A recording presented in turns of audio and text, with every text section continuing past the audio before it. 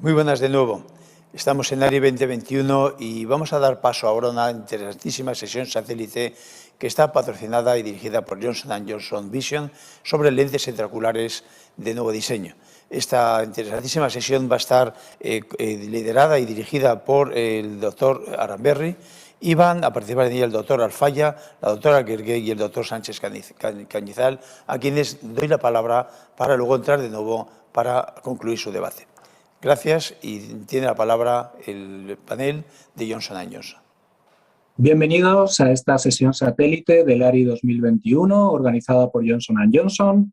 Nuestro objetivo es compartir experiencias en torno al manejo de astigmatismo con lentes intraoculares tóricas. Para ello contamos con el doctor Jaime Aramberri de Miranza Ocular Vitoria y Begitech San Sebastián, que va a compartir con nosotros sus prácticas en el manejo de este tipo de lentes.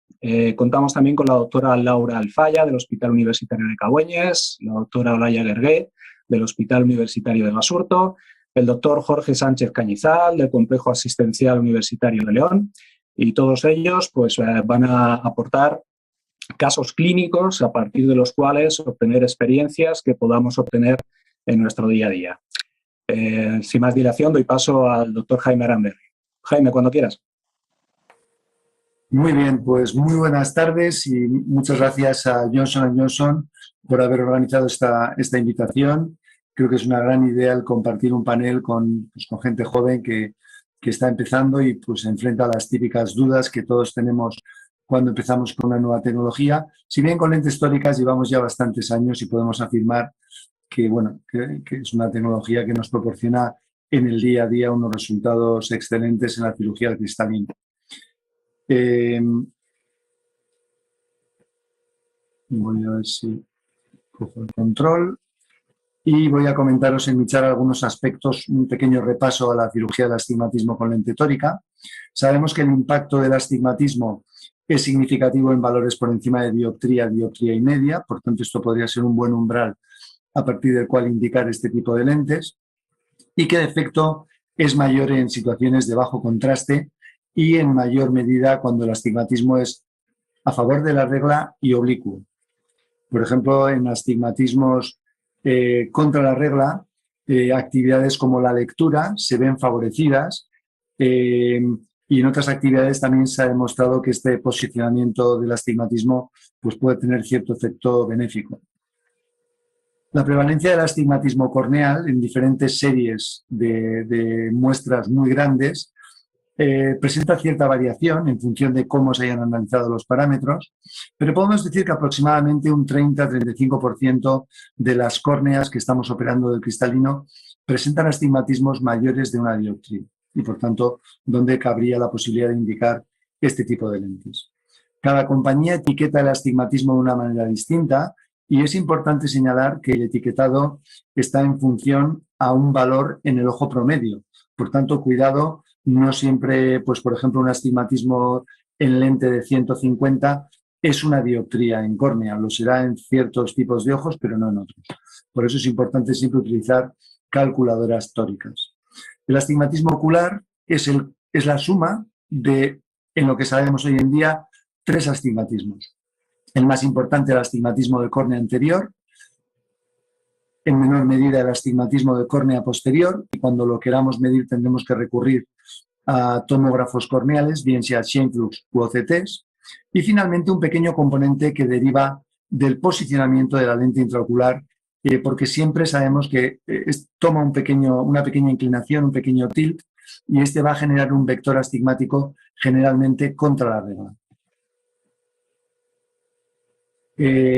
Es importante conocer el efecto de la cara posterior, donde debido al cambio en los índices de refracción, curiosamente el efecto va a ser ópticamente el contrario. Es decir, cuando en la cara anterior el meridiano más curvo es el ópticamente convergente, en cambio en la cara posterior el mismo meridiano más curvo es ópticamente divergente. Por tanto, en el primer lugar nos dará un astigmatismo con la regla, mientras que en el segundo nos dará un astigmatismo contra la regla.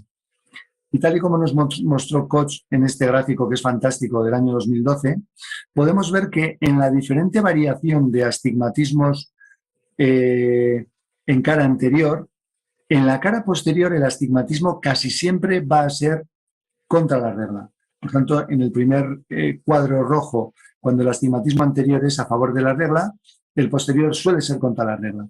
Y cuando el astigmatismo anterior en el recuadro azul es con la regla, el astigmatismo posterior sigue siendo también generalmente contra la regla. Y esto, bueno, se ha cuantificado y la conclusión más importante de este fenómeno es el hecho de que el SIMCA sobreestima cuando el astigmatismo es a favor de la regla y el SIMCA infraestima cuando el astigmatismo es contra la regla. Y de todas formas, la única forma de conocer la realidad de cada caso particular es midiendo el astigmatismo total con tomografía corneal. Y este valor lo podremos encontrar o bien en el apartado de Total Power, todos los tomógrafos nos ofrecen este cálculo que generalmente se hace por trazado de rayos, o bien también lo encontraremos en el mapa, o sea, en el análisis de Zernike, en el astigmatismo de segundo orden.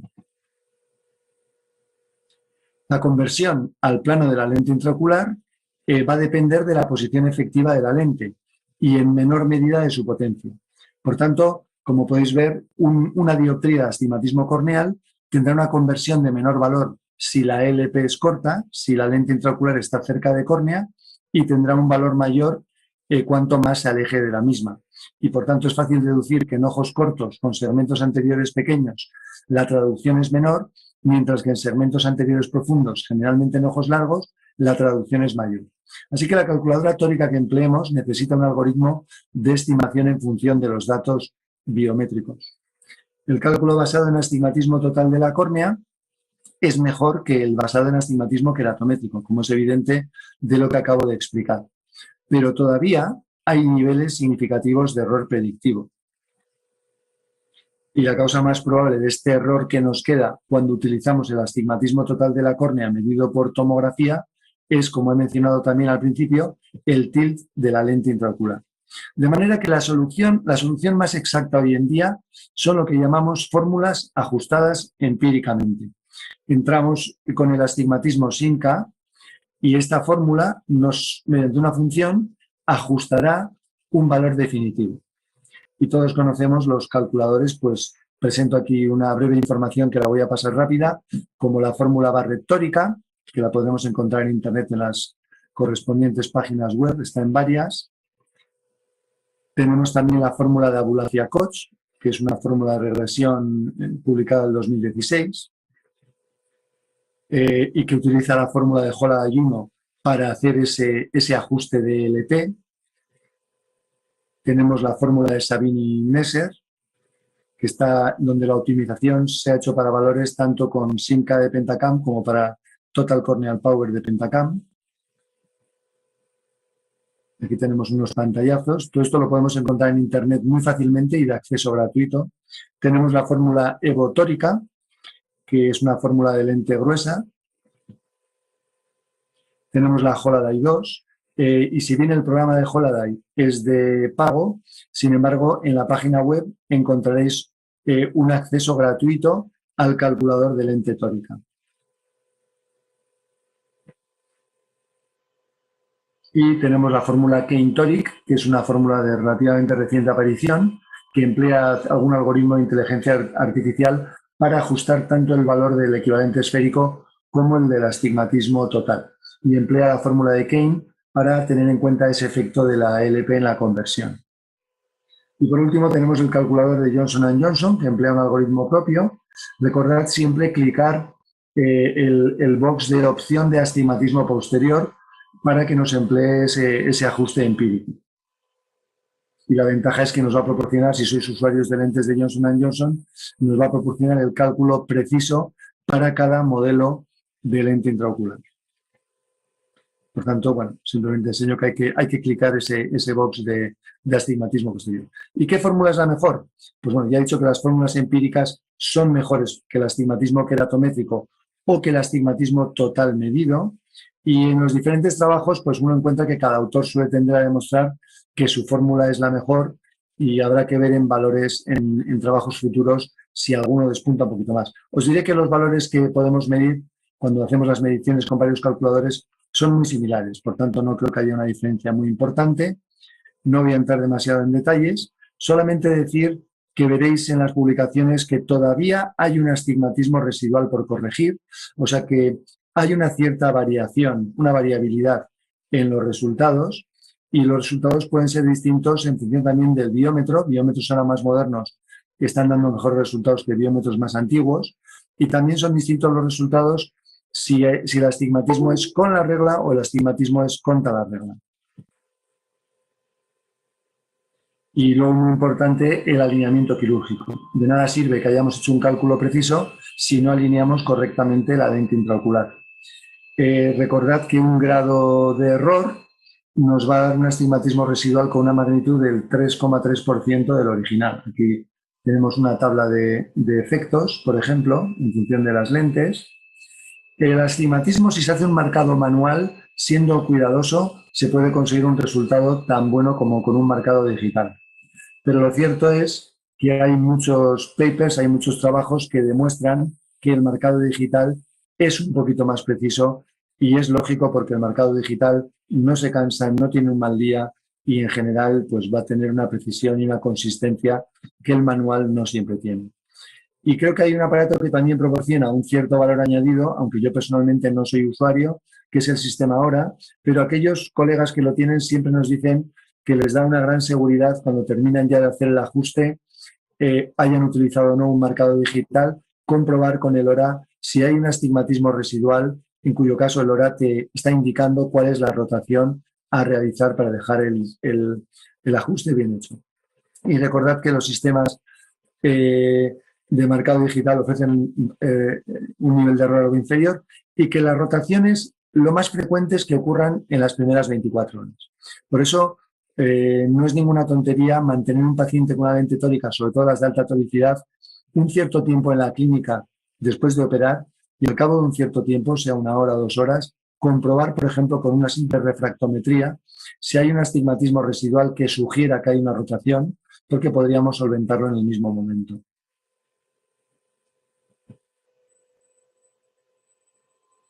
Bien, esto es lo que acabo de explicaros. Podéis ver que el mayor porcentaje ocurre o bien en el mismo quirófano o bien a la hora de haberse operado, y esto está publicado en diferentes trabajos. Y espero haber hecho un repaso muy rápido, por supuesto, pero suficiente para entrar en el tema, con lo cual yo creo que ahora ya podemos empezar con la presentación de casos clínicos y el comentario de los mismos. Muchas gracias. Hola, buenas tardes a todos. Mi nombre es Laura Blanca Alfaya Muñoz, soy facultativa externa adjunto del Hospital Universitario de Cabueñes, y en primer lugar muchas gracias a Johnson & Johnson por hacerme partícipe de esta serie de casos clínicos de lentes tóricas. En todos los casos siempre tomamos la agudeza visual, la refracción subjetiva, tomamos una keratometría automática, una tomografía con Sirius y la keratometría del IOL Master 500, aparte, por supuesto, de una exploración bajo lámpara de hendidura. En el caso 1 tenemos una señora de 68 años con una historia ocular de keratotomía radial en ambos ojos cuando tenía 20 años y 2 arcuatas en el ojo izquierdo transversas. La agudeza visual era de 20-50 en el ojo derecho y de 20-40 en el ojo izquierdo. La refractometría, como podéis ver, estaba bastante alterada, y la keratometría es esta que podéis apreciar. Cuando teníamos con fluoresteína, las arcuatas no teñían y no tenía un ojo seco severo que nos supusiese un problema añadido. Dentro de la exploración de lámpara de hendidura, en el ojo derecho teníamos una catarata nuclear y subcasular posterior, y en el ojo izquierdo una catarata nuclear. Las longitudes axiales de ambos ojos eran bastante altas, 27,25 milímetros en el ojo derecho y 27,42 en el ojo izquierdo. Y como podéis comprobar, la keratometría en el IOL Master era bastante semejante a la que teníamos con el keratómetro que utilizamos nosotros. El cilindro en el ojo derecho era de menos 4,18 a un eje de 94, y en el ojo izquierdo de menos 6,15 a 169. Durante 3 años estuvimos haciendo un seguimiento de la paciente por esta queratometría radial que tenía desde hacía antiguo. En ninguno de los 3 años con mediciones cada 6 meses vimos progresión en el ojo derecho. Las mediciones tanto de queratometría, biometría, topografía y el análisis refractivo corneal no nos daban ejes diferentes, normalmente rondaba entre los 90 y 94 grados y el cilindro solía oscilar entre -3,17 y -4,18 porque las mediciones eran bastante difíciles debido a la configuración anatómica de su ojo y a la queratotomía radial.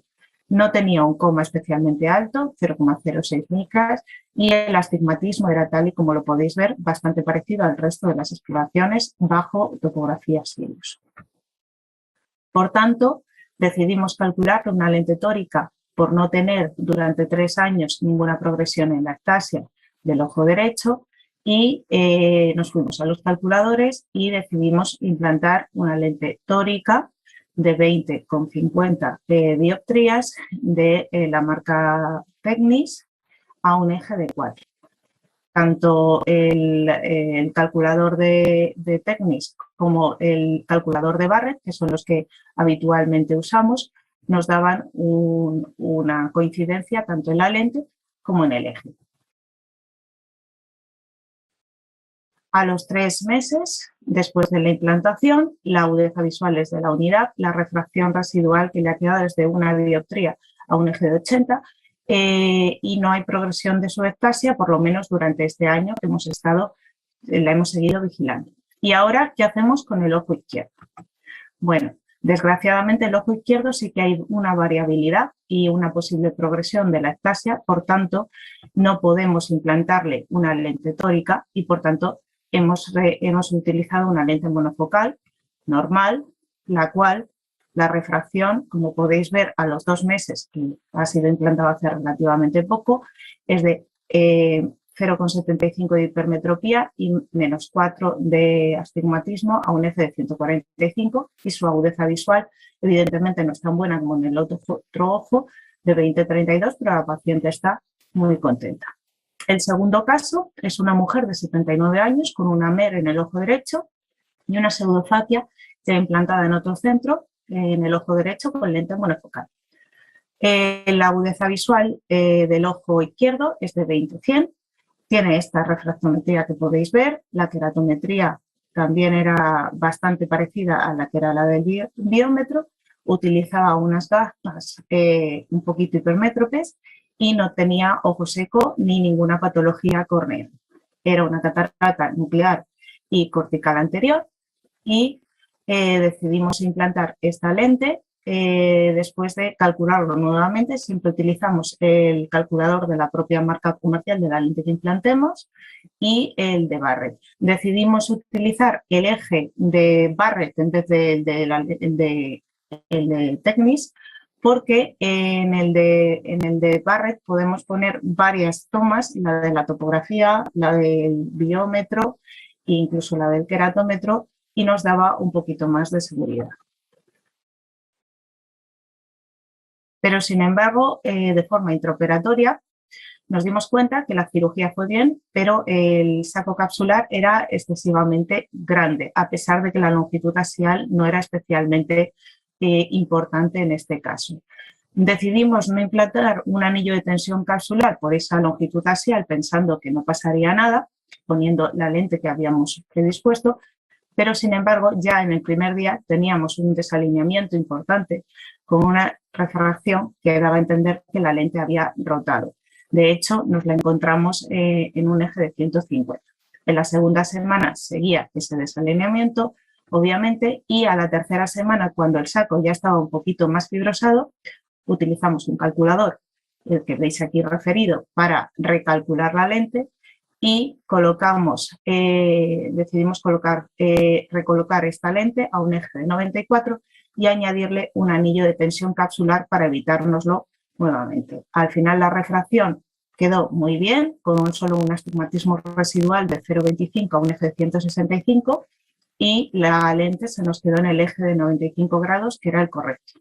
La agudeza visual fue de 20-32 porque desgraciadamente este ojo padecía un poquito de ambliopía, que ya lo conocíamos, y entonces creemos que ese es el motivo por el que no puede ver un poco más. La paciente está muy contenta y la verdad es que nosotros también.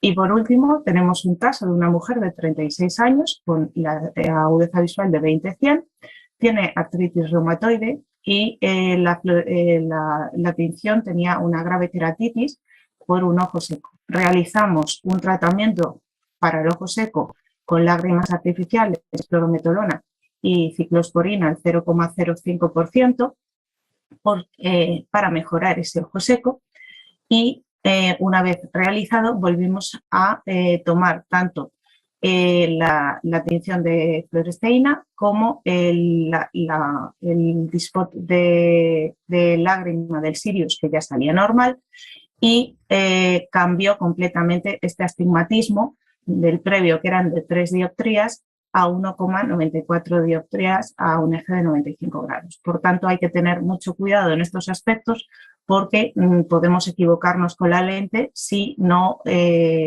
tratamos el ojo seco antes de calcular lentes, en este caso el de esta paciente, que desgraciadamente, aunque le calculamos la lente para menos 1,94, por culpa de complicaciones con su artritis reumatoide, falleció antes de implantarla. Y eso es todo. Muchísimas gracias por su atención. Muy bien, pues Laura, felicidades. Realmente creo que son unos casos estupendos, muy ilustrativos. De cada uno de ellos se puede hacer algún comentario. Creo que habéis resuelto muy bien los tres. Sobre el primer caso, un caso de queratotomía radial con probablemente una ectasia, efectivamente el punto número 1 es asegurarnos de que la refracción, la queratometría estén estables. Una radial ya de por sí puede perfectamente presentar una variación queratométrica a lo largo del tiempo por hidratación de las incisiones y por el efecto que el epitelio tiene en las incisiones. De hecho, sabemos que muchas veces hay cambios incluso a lo largo del día. Si esto se demuestra, seguramente la implantación de una lente tórica no es la mejor opción. Si bien, si no hay ectasia, yo creo que se podría plantear poner una tórica incluso aunque hubiera cierta variación, siempre con una filosofía de hipocorrección, es decir, no ir a por todas, pero si por ejemplo hablamos de un astigmatismo de 3-4 dioptrías con una variación entre cifras, pues le puedes corregir 2, 2,5, obteniendo un resultado generalmente clínicamente aceptable. También, por supuesto, importante medir con un tomógrafo la cara posterior de la córnea. En estos casos hay un aplanamiento simultáneo de ambas interfaces que no es predecible por los algoritmos que habitualmente utilizamos. Por tanto, cuidado. Y fíjate, llamo la atención, el segundo caso es muy interesante porque tenías un astigmatismo corneal de 6,15 y habiéndole puesto una lente monofocal, el astigmatismo refractivo era de 4 dioptrías. Fíjate qué diferencia tan importante proporcionado por la cara posterior, que no hay calculador que te lo pueda prever. O sea que esto es interesante para hacer ver que en córneas post cirugía refractiva y especialmente post radial, los calculadores pueden no estar prediciendo correctamente. Importante también a la hora de hacer el cálculo, tener en cuenta que en estos casos con mucha aberración de alto orden, hay un efecto sobre la graduación astigmática. Por ejemplo, en los casos que has presentado en el del ojo derecho, el astigmatismo refractivo era 75 grados, el cilindro negativo, mientras que el astigmatismo corneal era a 94 grados. Y habiéndolo corregido en ese eje, te quedó un pequeño astigmatismo a 80 grados, lo cual nos indica que la refracción también tiene un valor de información sobre cuál es el eje en el que implantar la lente. Con respecto al segundo caso, el caso de la rotación, es importante recordar que las lentes intraoculares tienen un diseño para ojos promedios. En ojos muy grandes, muchas veces nos ocurre que una lente tórica va a rotar porque simplemente no asienta correctamente en el saco. Y en este caso pusisteis anillo de forma secundaria, pero incluso sin poner anillo, incluso poniendo anillo, en sacos muy grandes puede ocurrir que tenga rotaciones. Creo que hicisteis muy bien en esperar un cierto tiempo para practicar la recolocación del implante, porque efectivamente la fibrosis que va teniendo lugar en el saco en la tercera, cuarta, quinta semana le puede proporcionar una mayor estabilidad rotacional a la lente intraocular. De manera que creo que una lección muy interesante de este caso es que en caso de que tengamos una rotación y nos conste que el saco grande pueda ser un factor a tener en cuenta, no correr al quirófano, sino esperar 2, 3, 4 semanas, explicar al paciente que esto forma parte de la actuación y explicar por qué estamos esperando, que puede finalmente conducir a un buen resultado. Y termino simplemente ratificando que efectivamente cuando disponemos de varias queratometrías y hay cierta discordancia en los resultados, una ventaja que nos aporta el calculador de Barrett, como tú muy bien has dicho, es que nos calcula un vector promedio, de manera que, por decirlo de alguna forma, minimizamos el error de entrada del eje astigmático, porque nos permite pues, promediar de manera correcta el astigmatismo que tenemos que corregir. Y bueno, nuevamente felicitarte por unos casos tan interesantes y que nos han permitido obtener algunas conclusiones que creo que serán seguramente útiles a la audiencia. Muchas gracias. Bueno, muchas gracias a Johnson & Johnson, Jaime, Ángel, por la invitación a participar en este simposio. Yo os traigo un caso de la que es la complicación más frecuente en lo que respecta al implante de lentes tóricas, que es la rotación de las mismas. Bueno, este es mi conflicto de interés. Y os presento el caso de una mujer de 56 años que ha llevado gafas desde siempre, nunca bien graduada, y de hecho me viene a la consulta con unas gafas premontadas de +4, cuando en realidad su refracción real es de una hipermetropía alta, con un cilindro de en torno a 5 o 6 dioptrías a favor de la regla en ambos ojos, unas visiones pobres y una longitud axial corta. El resto de la exploración es anodina y, como veis, bueno, presenta un astigmatismo a favor de la regla regular. De manera que planteamos bueno, pues eso, una cirugía con una lente intraocular tórica que con el calculator de Barrett nos recomienda una lente de 31,5 dioptrías y 6 de cilindro en su meridiano más curvo, que es el de 94. Esta clase de ojos, bueno, yo los planteo siempre poniéndoles un poquito de manitol antes, con el fin de evitar esa presión positiva vítrea y también con el fin de evitar el viscoelástico dispersivo para luego, bueno, pues no tener, ¿no? Algo de viscoelástico en cámara anterior que se me quede de manera inadvertida. También suelo usar o suelo hacer unas capsulorhexis un poco más pequeñas y para mí la clave está en no hiperpresurizar los ojos al acabar la cirugía y en conseguir unas incisiones realmente estancas. Bueno, pues aun y todo, este ojo a la hora lo vi en la lámpara de hendidura y presentaba una lente tórica a 110, de manera que tuve que volver a meterla en el quirófano. Y al día siguiente su refracción era de +2,5, -5,75 a 160. De manera que, bueno, aquí tienes dos opciones, ¿no? O te haces el harakiri y acabas pronto, o, bueno, pues piensas un poco qué es lo que ha podido pasar, ¿no? Yo me decanté por esta segunda opción. Antes de nada, una persona tiene que saber, bueno, pues la diferencia entre una lente tórica alineada y desalineada. Una lente tórica alineada es aquella que presenta una refracción posoperatoria, bueno, pues que el eje, quiero decir, de la refracción posoperatoria es igual que la refracción preoperatoria, ¿no? El astigmatismo corneal, ¿vale? Tiene que estar en el mismo par ortogonal. De manera que si aún así vemos una refracción, sabemos que estará o hipocorregida o hipercorregida.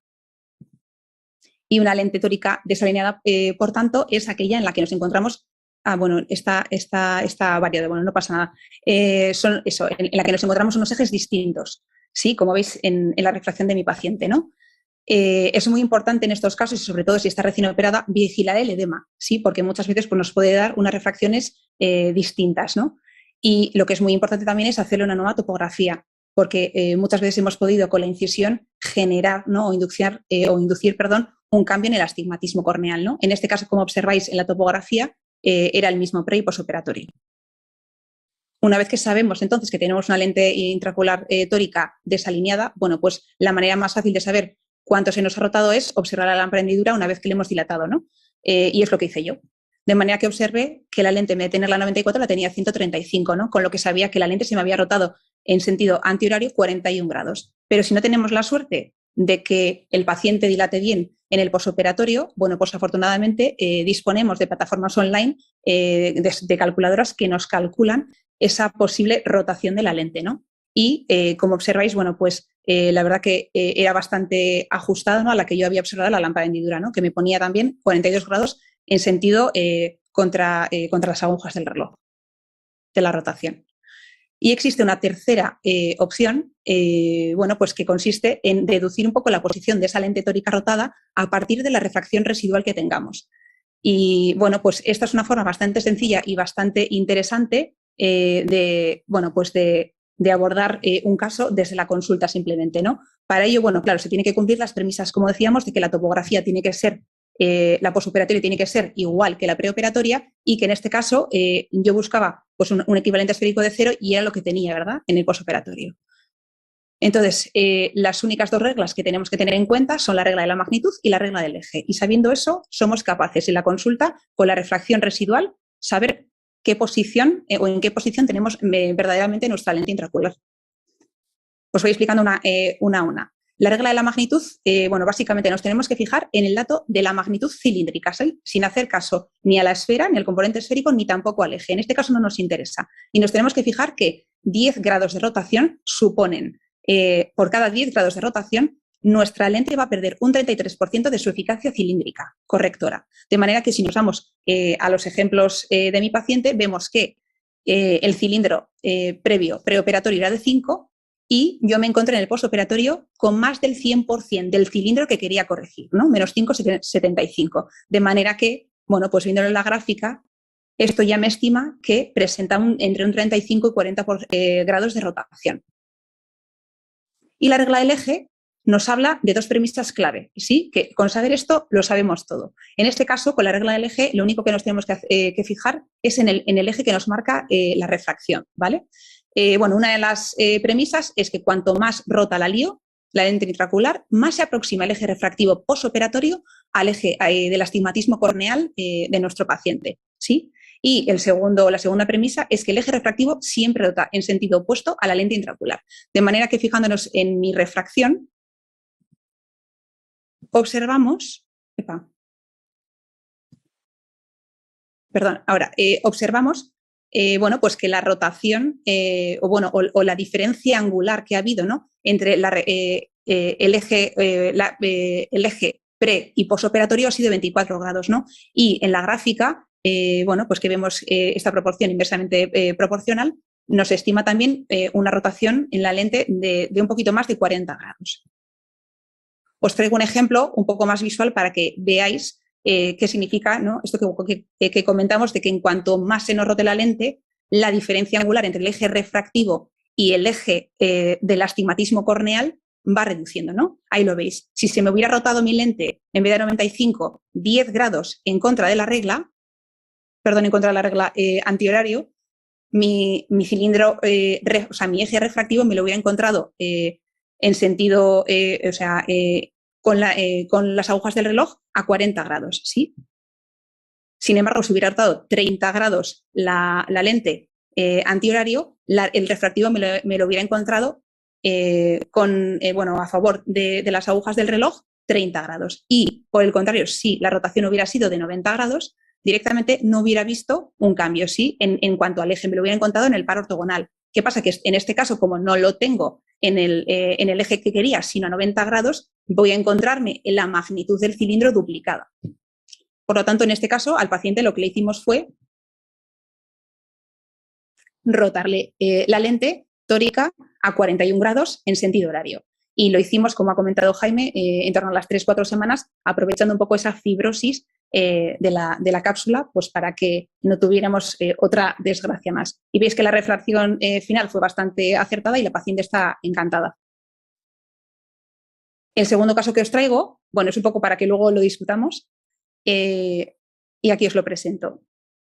Se trata de un varón de 64 años que presenta una pérdida de visión que vamos siguiendo del ojo derecho porque está haciendo una catarata en el ojo derecho y no sé si lo podéis ver bien, presenta en la topografía un astigmatismo a favor de la regla regular en el que vemos, bueno, pues que su SIMCA nos marca en torno a 1,8 dioptrías, 1,9 dioptrías, bueno, pues eso en la cara anterior, mientras que la córnea posterior presenta un cilindro de 0,5, 0,6 dioptrías. Aquí la pregunta es, bueno, ¿qué lente le pondríamos a este paciente? Bueno, pues será de las pocas veces que no hace falta que decidamos nosotros la lente porque el propio paciente la elige, ya que se trata de un compañero del servicio, y él, fiel seguidor de las leyes de Hubble, decidió que quería ponerse una lente de más 18,5 para conseguir un target miópico, pero que la quería esférica, ¿no? Y su refracción final fue esa que veis ahí, ¿sí? Y además, bueno, os he traído hasta las imágenes para que veáis que es real, que se la saqué hace 2 días. Y está encantado, era lo que buscaba, quedarse con esa dioptría miópica residual. La pregunta del millón ahora es, bueno, pues, ¿qué vamos a plantear en el ojo izquierdo? ¿Sí? Cuando haga catarata y haya que operarle. Porque si os fijáis, en la córnea anterior tenemos un astigmatismo de 0,7, pero es que en la cara posterior presenta también un astigmatismo de 0,7. Entonces, bueno, pues yo en este caso ya me he apostado un café a que o se pone una lente tórica o, bueno, después de operar tendrá un inverso de una dioptría. Muchas gracias. Bueno, pues enhorabuena, Olaya, por estos casos tan interesantes también. Yo creo que no hay mucho que decir sobre el caso de la rotación porque lo has explicado perfectamente y sí que es cierto que es muy interesante conocer estas reglas de la magnitud y del eje porque te permite en la propia consulta, cuando te llega la refractometría del caso, directamente deducir si hay una rotación y más o menos cuánto hay. Por supuesto, finalmente vas a echar gotitas de midriático, vas a comprobar dónde están los puntos y te va a permitir objetivarlo. Cuidado que a veces, en casos, por ejemplo, con pseudoexfoliativos y pacientes que no dilatan lo suficiente para ver los puntos, la deducción vectorial es la única manera que tenemos de poder planificar una rotación y funciona perfectamente bien porque al final es física.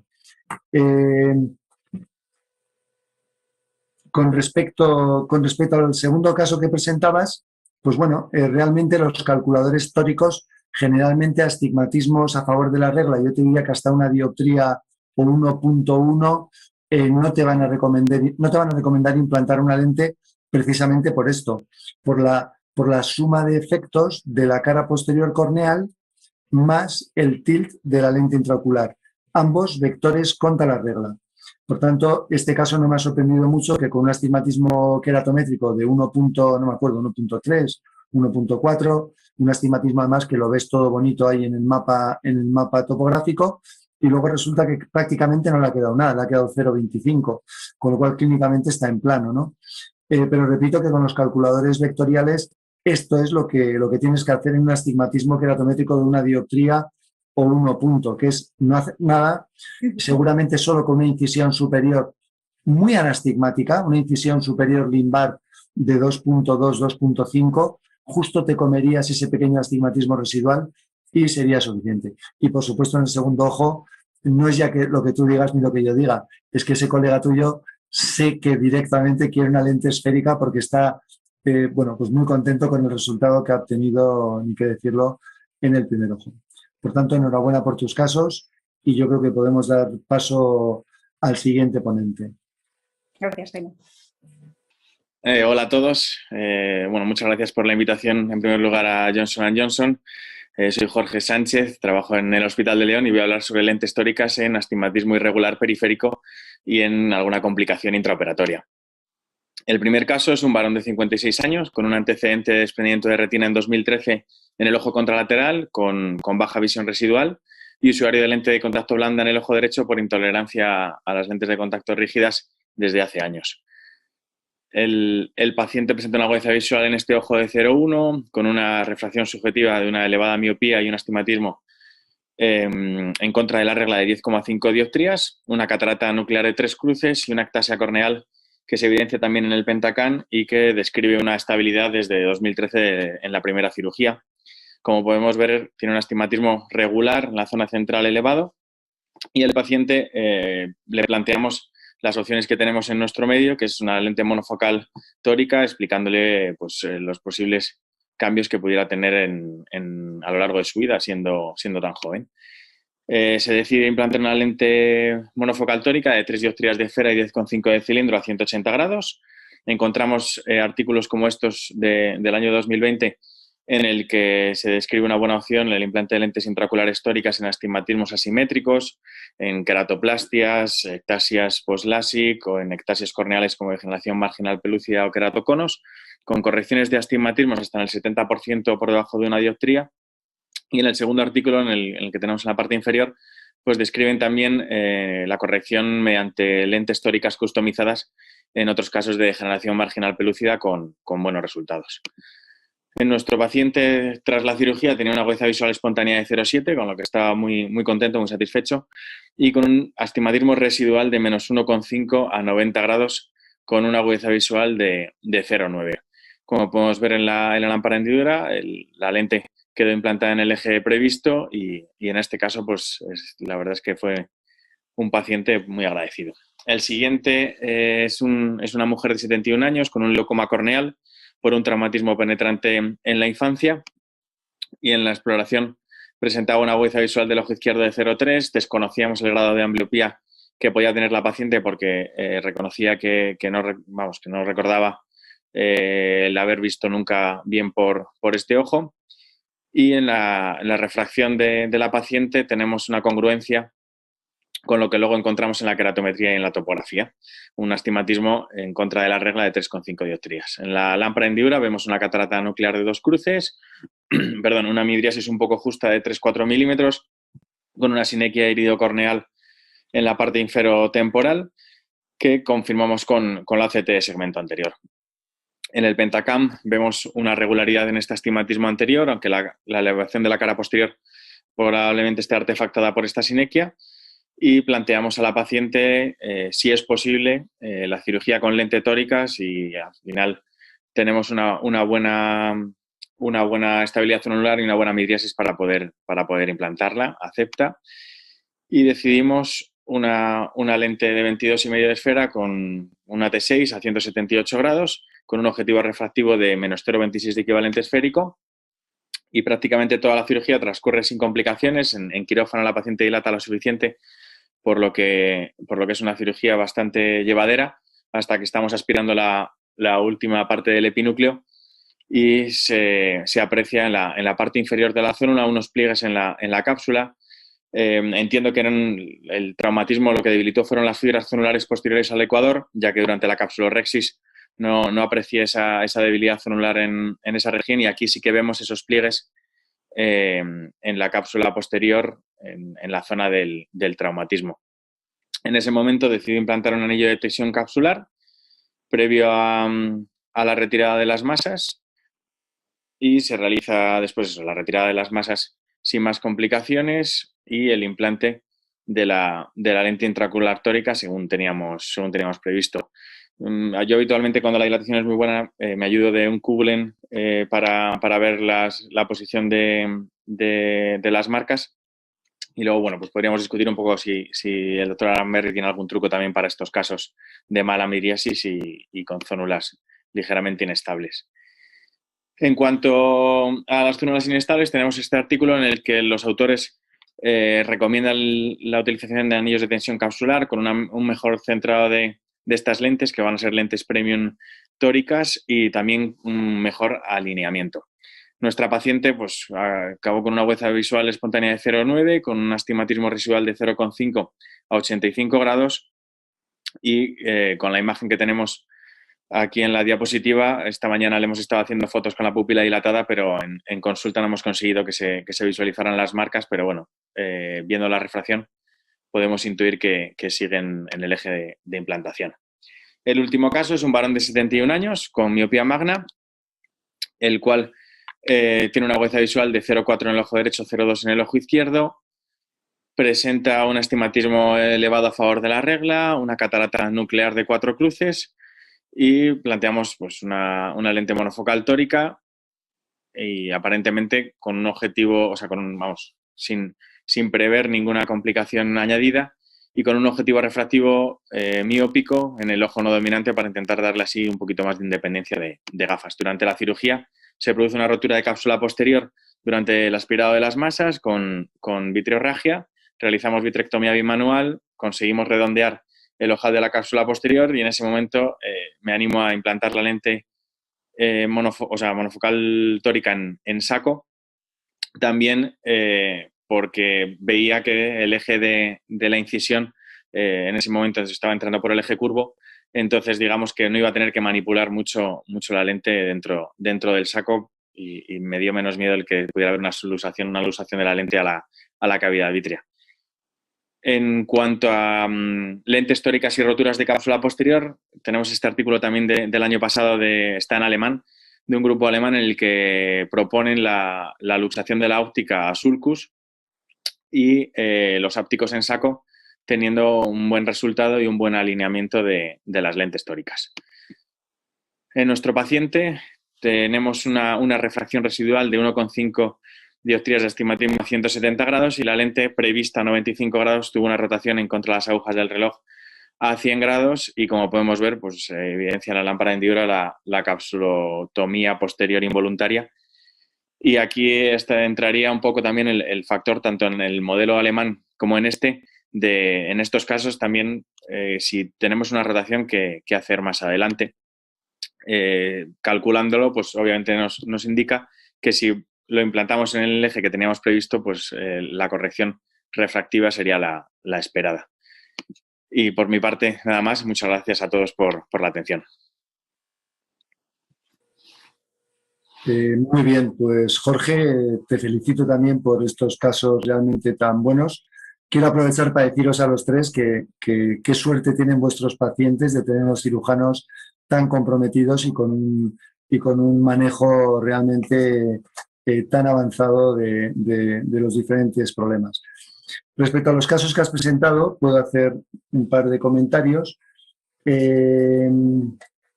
Vamos a ver, el primero, que era el de esa ectasia, una degeneración marginal pelúcida, parecía por la topografía.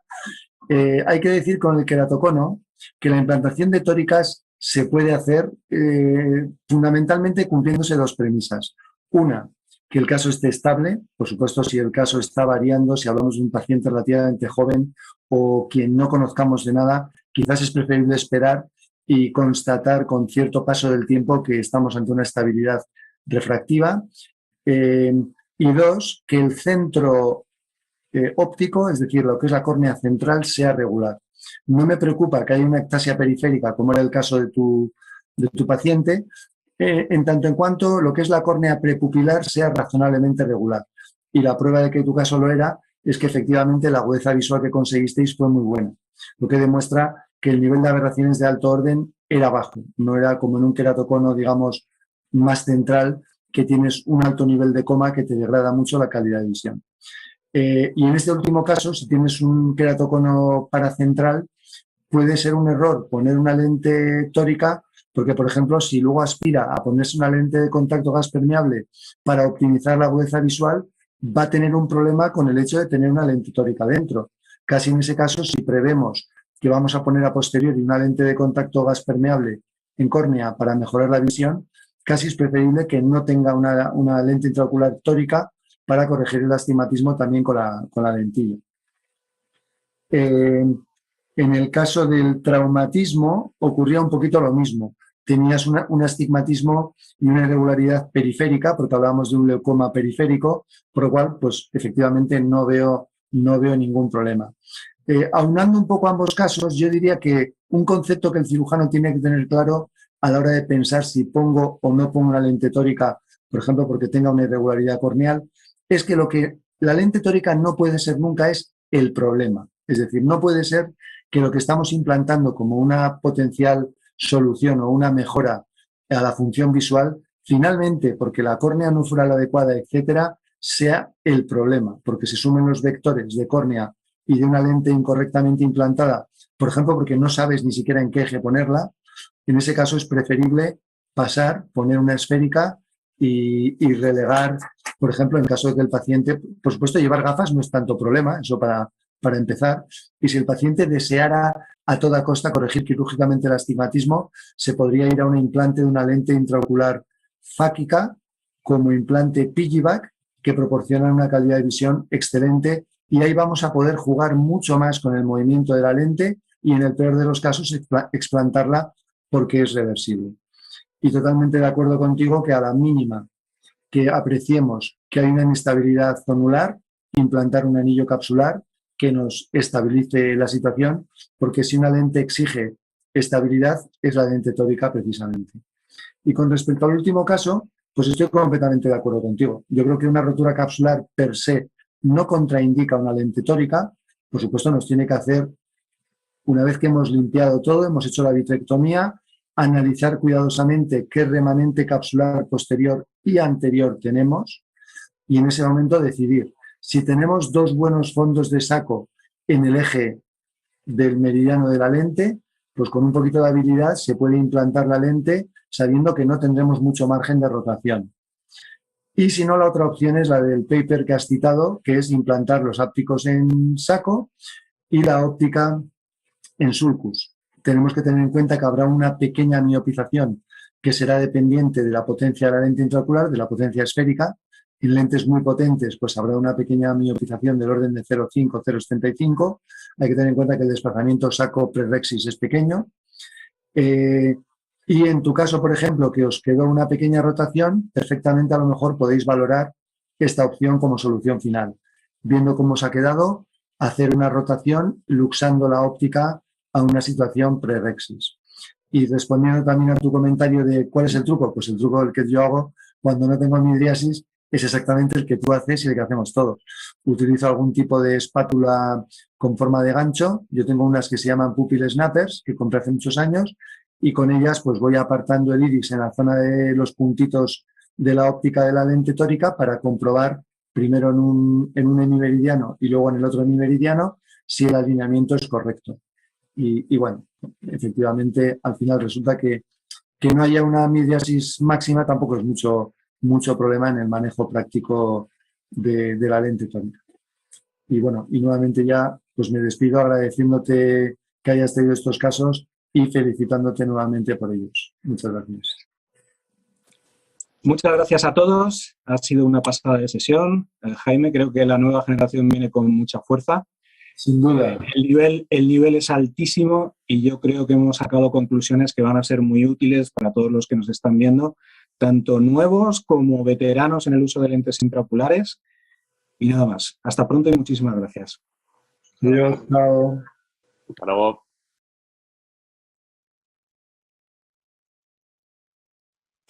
Muy bien, pues con esto despedimos esta sesión satélite de Johnson & Johnson, que ha sido tan instructiva en el tema de las lentes tóricas. Nada más y muchas gracias.